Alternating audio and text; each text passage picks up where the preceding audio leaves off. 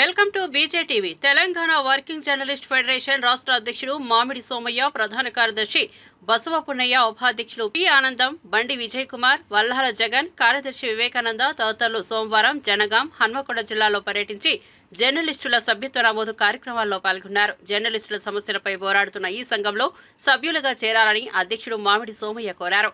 ఈ కార్యక్రమంలో సంఘం రాష్ట్ర కార్యదర్శి దయాసాగర్, హనుమకొండ జిల్లా అధ్యక్ష కార్యదర్శులు టీవీ రాజు, గోపాల్, జనగాం జిల్లా కార్యదర్శి సత్యనారాయణ, అక్రిడియేషన్ కమిటీ సభ్యుడు భాస్కర్ తదితరులు పాల్గొన్నారు.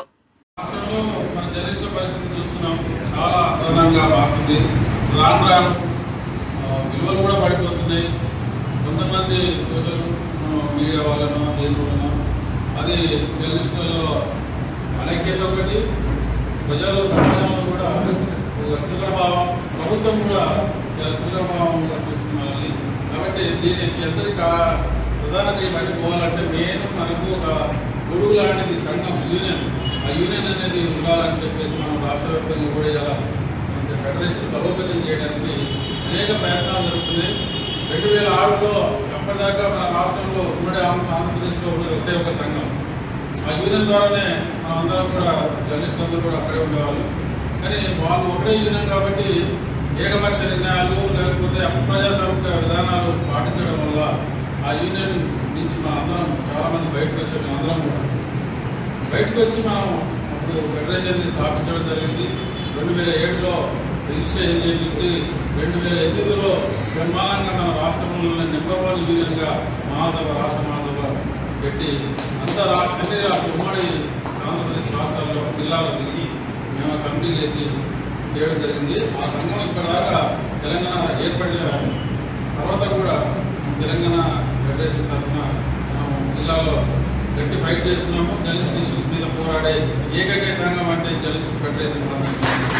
ఈరోజు ఖచ్చితంగా మనం చెప్పుకోవచ్చు. ఎందుకంటే ఎన్నో రెండు సంఘాలు కూడా వాళ్ళు అధికారం కోసం, పదవుల కోసం, స్వార్థం కోసం ప్రభుత్వాలకు వెళ్ళిపోయి ప్రభుత్వాల సంఘం చేరి వాళ్ళ లబ్ధి కోసం ప్రయత్నిస్తున్నదని 10 ఏళ్ళుగా జర్నలిస్టులకు ఏ జర్నలిస్టు కూడా సరైన న్యాయం చేసిన దాఖలాలు లేవు. ప్రభుత్వాలు మారినాక ఏడాదైనా కూడా మనకు కొత్త కార్యక్రమం లేదు. గత ప్రభుత్వాన్ని చేసింది, ఇప్పుడు కాంగ్రెస్ ప్రభుత్వం కూడా అలాగే చేసింది. కాబట్టి ఇలా మనం ఖచ్చితంగా ఎండగట్టి వీటి మీద మనం గట్టిగా పోరాటం చేయాలంటే మనకు మెయిన్ మెంబర్షిప్, బలం, సభ్యత్వం ఖచ్చితంగా ఉండాలి. ప్రతి జిల్లాలో కూడా ఇవాళ కొన్ని జిల్లాల్లో ఆశ్చర్యం కలుగుతుంది నాకు. కొన్ని జిల్లాల్లో హైయెస్ట్ మెంబర్షిప్ వస్తుంది, కొన్ని జిల్లాలో అయితే 30-40 మంది సభ్యులుగా ఉంటున్నారు.